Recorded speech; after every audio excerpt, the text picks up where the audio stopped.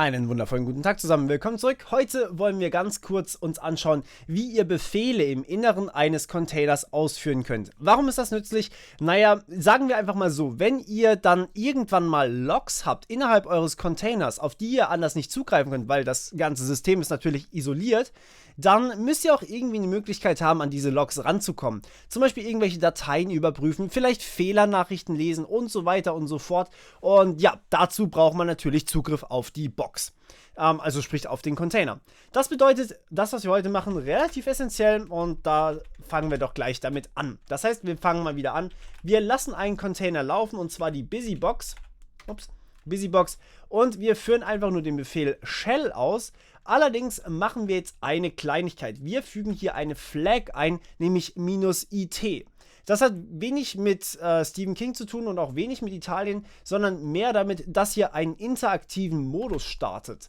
Und dieser interaktive Modus, naja, der launcht bei euch einfach die Shell. Das heißt, ihr habt den Zugriff auf die Shell und könnt hier ausführen, was auch immer ihr wollt. Ihr könnt zum Beispiel ls machen. Okay, wir sehen, wir haben mehrere Verzeichnisse. Lasst uns doch mal in root reingucken.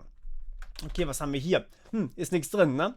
Okay, gucken wir mal, wer sind wir denn eigentlich? Who am I? Ah, wir sind root. Ja, schön, okay. Also im Endeffekt könnt ihr hier wirklich alles dann innerhalb des Kommandos oder des Containers machen, mit den ganz gewöhnlichen Linux-Befehlen, die ihr auch gewohnt seid. Natürlich, wenn euer Container irgendwie ein komisches System ist oder sowas, dann ist das natürlich was anderes. Aber im Normalfall habt ihr ein ganz normales Linux-System im Hintergrund, mit dem ihr dann irgendwelche Dinge machen könnt, was auch immer ihr eben wollt. Ihr könnt zum Beispiel dann mit cut auf verschiedene Sachen zugreifen, Entschuldigung, zum Beispiel auf, gehen wir mal in var rein.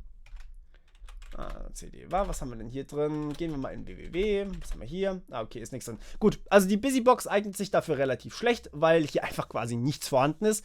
Aber ja, ihr habt die Möglichkeit, hier tatsächlich zu machen, was ihr wollt. Wenn ihr fertig seid, also zum Beispiel auch mit Cut irgendwelche Sachen anzugucken oder mit Head oder mit Tail, ganz normale Linux-Befehle eben. Wenn ihr fertig seid, einfach mal Exit machen, dann landet ihr wieder draußen, sprich in eurer normalen Shell vom Host-System. Achtet immer darauf, wo ihr gerade seid. Das ist ein Tipp, den ich euch wirklich nur ans Herz legen kann.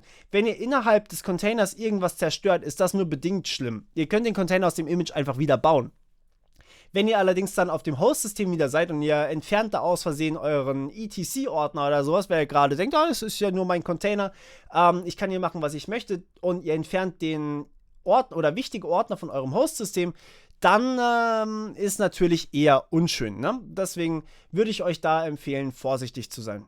Okay, wunderbar. Das war es eigentlich von meiner Seite auch schon wieder. Wir hören uns beim nächsten Mal. Bis dann. Ciao.